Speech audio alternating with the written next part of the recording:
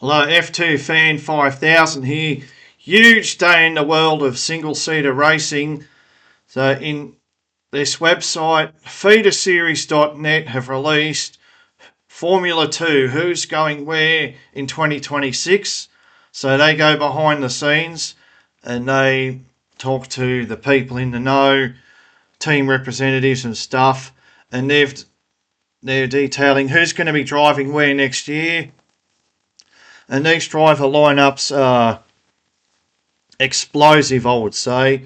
Some real eye-openers here, though I'm surprised how much of it has been predicted by amateur people on the internet. So Invicta Racing are going to have Rafael Camara. There's no surprise there. He's following on from Bortoleto and Fornaroli, and also Jack Doohan driving for Trident in F3, and then driving for this Invicta, used to be Virtuosi team, in F2, and he's probably the title favourite. Dirksen is going to be his teammate. That's a big surprise. I think that's a fantastic result, and I think we'll see good things from Joshua Dirksen at Invicta Racing. I sure hope we do. Dirksen is a highly overlooked driver, and they're saying it's a possible outside chance of Sebastian Montoya instead of Dirksen. Now moving on to Hi-Tech, this is completely unexpected. So Hi-Tech are going to snare Ritomo Miata and Colton Herta. I can't believe I'm saying this.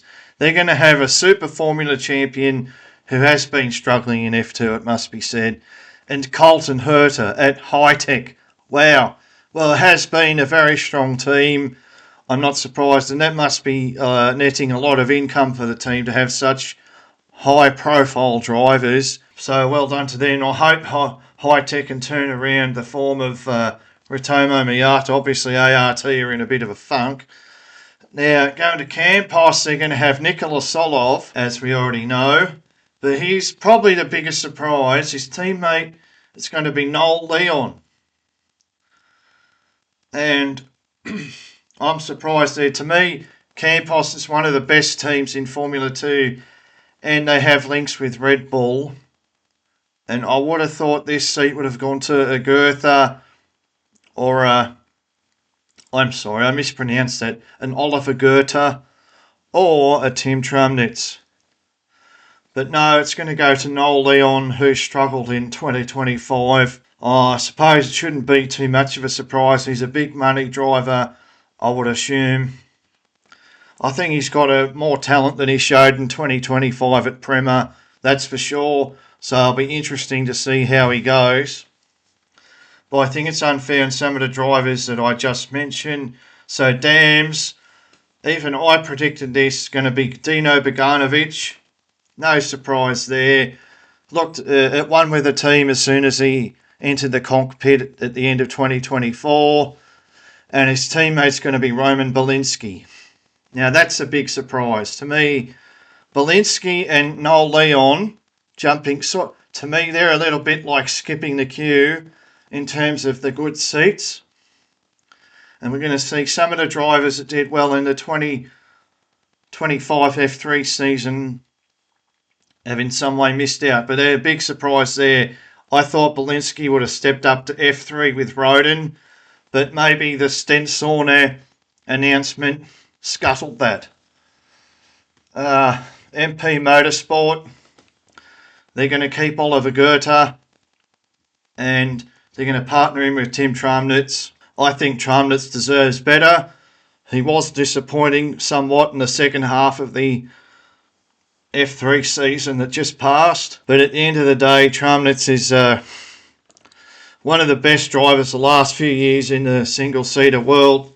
Third in Formula Regional European Championship. Finished ahead of Camara that year, actually. Obviously, Camara has gone on to surpass him. But the thing is, which is interesting because I think it shows that doing a second season in Formula Regional is beneficial for drivers. In 2023, you'd have to argue Tramnitz was a much better driver going forward. But that turned around in 2025, and the first season of Tramnitz doing F3 hasn't really paid off. But, you know, MP Motorsport aren't the best team in F3. I think they're a bit better, higher up the pecking order in F2. But Goethe, you know, I find him very underwhelming, and Tramnitz, let's see what he can do. Rodin, this is another big one. So apparently Alex Dunn is staying for 2026. It looked likely he'd be moving on to different things. He said no, apparently, to go into Japanese Super Formula. He's going to be partnered by Martinez Stensonair. I don't think that would have happened before, but then Baku happened, and he's put that Trident, which has been nowhere all year, he's put it in the, you know, in a podium position before he got hit by Marty, or before his car broke down in the sprint race. And people thought, wow, this kid's fast. And he did finish second in Formula Regional European back in 2023. Prema, one driver here is a big surprise. So Sebastian Montoya staying is no surprise. He looks very settled at the team. But Mari Boyer apparently is going to Prema, and I think that's unfair on Mari Boyer. And it's surprising that I'm saying that about Prema, but they've been very disappointing in the Ground Effects era. And it says here, the team are understood to be in dire straits financially. So this is the cost of racing. Obviously, the IndyCar team has put them under pressure financially. The other news, there's sad news coming up, I'll get to that later. And it shows that you have to pick the right team for F2, or it can ruin your career. But Boyer, I think he should have got an MP seat. I don't see why Goethe is still there. He's been thoroughly underwhelming, but obviously it's probably more to do with money rather than anything else. Montoya staying is no surprise. ART, this is another big surprise. So they're going to have Kushmini. Well, it's not a big surprise because Kushmini has the funding. He can stay in F2 probably as long as he wants. A fourth season, and he'll be joined by Lawrence Van Hoopen. I predicted Lawrence Van Hoopen would go to ART. I think this just reflects how different teams have done in the Ground Effects era and how they're perceived. I think for ART that's a relatively weak lineup. It's definitely not like having Nikola Solov and Dino Beganovic as their drivers, or Kamara. Those sort of high-level drivers don't want to go to ART anymore. So they've got Kushmini and Van Hoopen. When I look at Chian Shields and Emo Fittipaldi Jr., I think that is by far the weakest lineup on the grid. I think it's very underwhelming, and I think instead of Trident, I think in 2026 AIX are going to be firmly rooted at the back of the grid. Fittipaldi Jr. might have some surprises for us, or he might be very disappointing. Let's wait and see. I mean, he's not, I think he's 11th in the Euro Cup 3 Championship. That's Van Amersfoort. They're going to stick with Rafael Villagomez and John Bennett. And I have to admit, I think that's a very good decision. They say Villagomez is sure, Bennett is less certain, but they don't mention any other driver that might take the seat. I think that's sensible. I think this duo works well together. They're not the most talented pair on the grid, but they're surely a lot better than Shields and Fittipaldi Jr., I would say. And the team can build on that. And then Tizanopol Inthra is sent to join Trident. I think that's very unfair. I think Trident are a team that always struggles in F2. And to me, Inthra was the most driver that showed the most growth in F3 this past season. He won the final feature race. He won sprint races. He's form did a definite uptick. His partner is going to be partnered by Charlie Wirtz, though they seem to think that there's other drivers in the mix for the seat that Wirtz is going to take. I think it'll go to Wirtz. Could be Santiago Ramos. Could be Sami Megatunov coming back. I don't think so. I think Megatunov is finished in single-seaters. His season was abysmal. Most disappointing driver of 2025 in F2, I would say. But Trident are a very disappointing team in F2. And Ramos seems to have funding issues. If that gets, if he can, there's obviously a lot of sponsorship available for drivers from Mexico. So maybe he might be able to buy the seat off Wirtz, but I would suggest this is Wirtz's seat, and I think Charlie Wirtz is a good fit for Trident in F2. I don't think that's a compliment. Sorry, Charlie Wirtz. A couple of sprint race podiums, that's all you can really say about his season. Did he have a feature race podium? Anyway, you can compare Wirtz with the younger Noah Stromstead and Kamara, and you can see the difference. Yeah, but to me, Tiziano in for Fuvazak is getting shafted here. I'd say Fuvazak, Boyer and Tramnitz are getting shafted.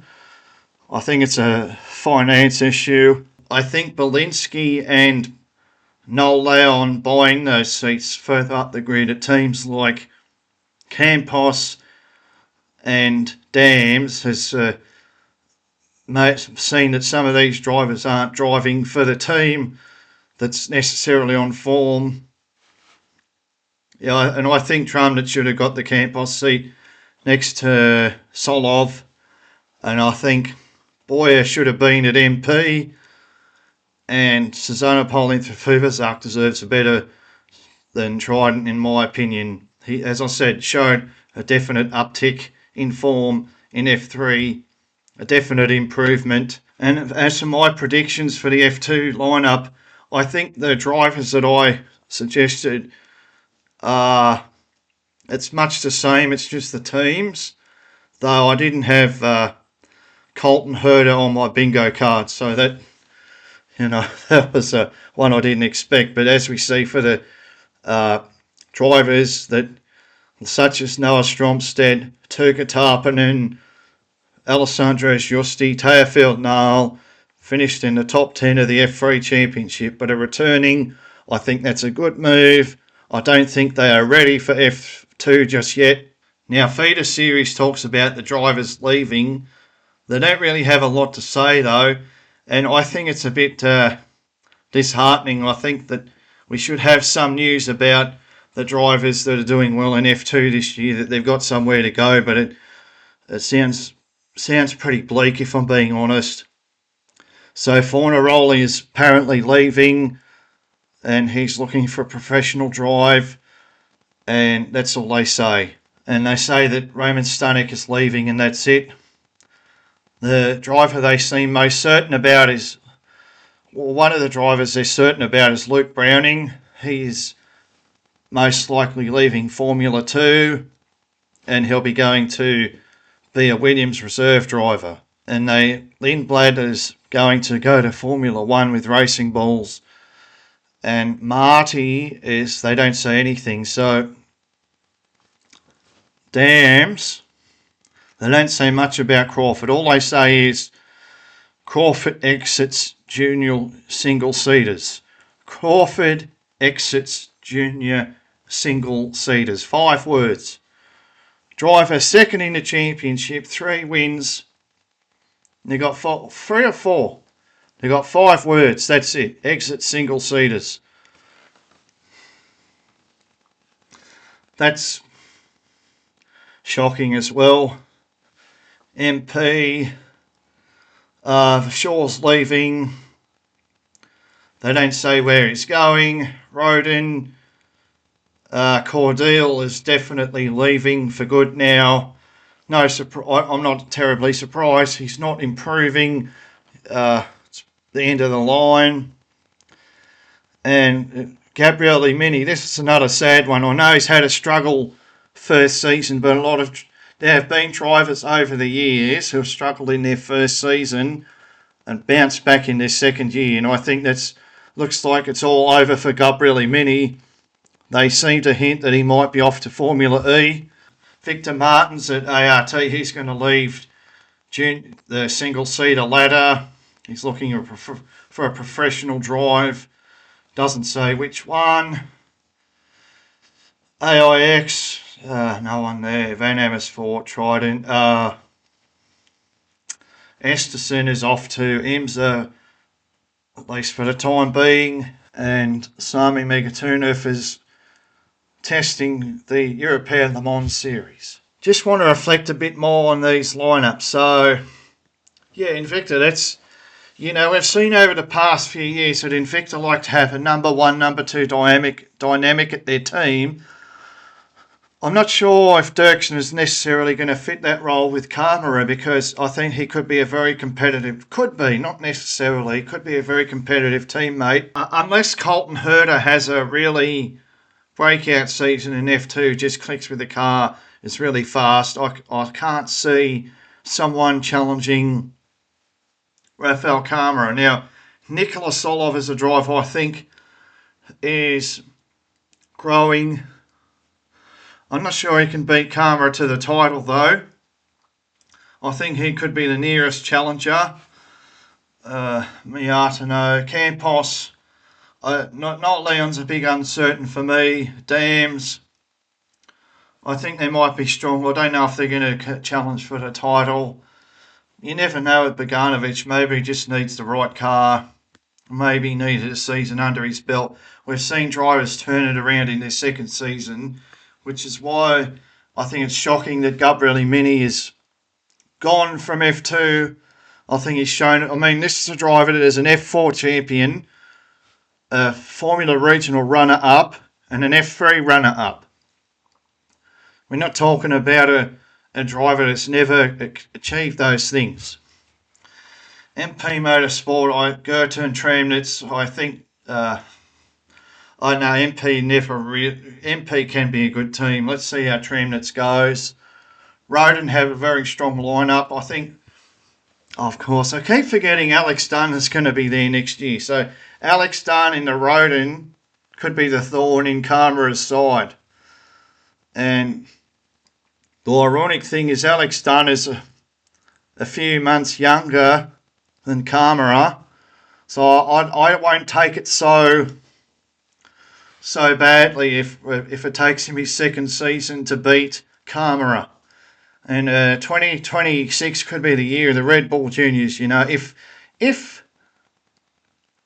Alex Dunn does join Red Bull, if it's Dunn and Tramnitz and Solov fighting Camara, that could be good. Colton Herta in the mix, and Stenson is another big question. This could go really well. We've seen great things from Stenson before, or Stenson there, but I don't know how he's going to go in 2026, because sometimes he's disappointing as well. Premier, I don't know. ART, look, they're going backwards. And ART, their lineup is much better than AIX lineup. AIX, they're just going to be right at the back. Van Amersfoort, probably better than we expect. And Trident, they're probably not going to be last. I think Tzanopol and Trafuvazak can score points. I don't know about Charlie Wirtz in his first season of F2, probably as well. I was going to say this will be a clear-cut case of Rafael Camara dominating again, winning the title. But with Alex Dunn there, he's a real wild card. Colton Herta is a big question mark. I don't really expect him to fight for the title, if I'm being honest. To me, it's a learning year, transition year. And I think he's raced in Euro Formula Open, hasn't he? Solov is another one. So to me, there's three or four drivers that could make this very interesting. So reacting to my driver predictions, I've got a few right. So we'll start Victor. I did predict Camara would be driving at Invicta. I said the second seat would be between Stanek and Shields. Well, Shields is going to return to AIX and Stanek's out of the run, is leaving F2. Campos, I correctly predicted Nikola Solov would join Campos. His teammate was meant to be, it's going to be Leon, so I was wrong there. I had no idea it would be Miata and Colton Herter at High Tech. At Dam, so I correctly predicted that Dino Bogdanovic would join the team. I had no idea Roman Belinsky would be his teammate, though I did correctly predict that Roman Belinsky would make the step up to Formula 2. As I also correctly predicted Noel Leon would make the step up to Formula 2. At MP, I was correct in predicting Tim Tramnitz. I thought his teammates would be Mari Boyer or potentially Stensonair. I was wrong there. At Roden, I was completely wrong. Oh, yeah, I was wrong. Oh no, but I was correct that Belinsky would step up. I'm very surprised that Gabriel Imini isn't doing a second season of F2. Maybe he has a good offer in Formula E. And Alex Dunn staying is also a surprise. He looks ready. He looks fast enough for F1, let's put it that way. I think he looks more ready than Arvid Lindblad. But I think that Crawford and Fornaroli are more ready than Arvid Lindblad. So, Prema, I correctly predicted that Sebastian Montoya would stay at Prema. I'm surprised that Mari Boyer is going to be his teammate, but I correctly predicted Boyer would step up to F2. ART, Sami Megatunov was absolutely off. I thought since he finished in the top 10 in Formula 3, he'd have enough brownie points to keep himself in Formula 2, but I was wrong. However, I did correctly predict that his teammate would be Lawrence Van Hoopen. I already knew Fittipaldi Jr. was drive for AIX, and Dirksen and Benavides being his teammate was wrong.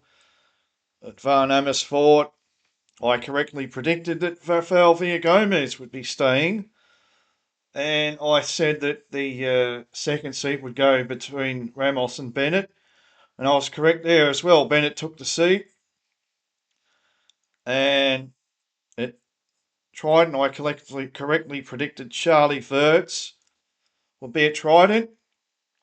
However, I didn't predict that. I predicted Max Esterson would stay. I was very surprised to see Intrafivazak at Trident. I put him at Dams. I think he's. You already know what I said in the video. I mean, he did quite well in the 2023 season. So I didn't expect to go to the bottom of the F2 pile, but he has, alongside Charlie Verts. Plus, I would have thought Tzanopol and Trafuvazak had some sponsorship money. So the drivers, as for the pool of drivers, I think I'm only two out. I didn't predict Colton Herter stepping up. I didn't predict Kush Miney staying. And I incorrectly predicted that Max Esterson and Sami Megatunov would stay on the grid. I thought they'd be given the benefit of the doubt about how bad the Trident team was, but then I made these predictions before Martinius Stensonair, absolutely showed the two drivers up in Baku, showed that he could get the car into a points-paying position. In fact, he could fight for podiums, even if at the end of the day he didn't score any points. Most of that was outside of his control. So, very hard. And, I predicted that Zagazeta, Lacorte, Cordier would be outside chance. Oh, and also Ratomo Miata. So it's three. So my pool of drivers, I was only wrong by three. I was wrong about Megatunov Esterson and many I thought would be there, but I was wrong. Instead, it's Herta, Kushmini, and Ritomo Miata instead. And so 19 out of 22 in terms of the driver pool is not bad. And I've got at least 30, about a third of the drivers correct. Kamara, Solov, Boganovic, Tramnitz, Montoya, Van Hoopen. Not 9 out of 22, almost 50%. Not bad on my part. So, yeah, but it should be very interesting 2026 season.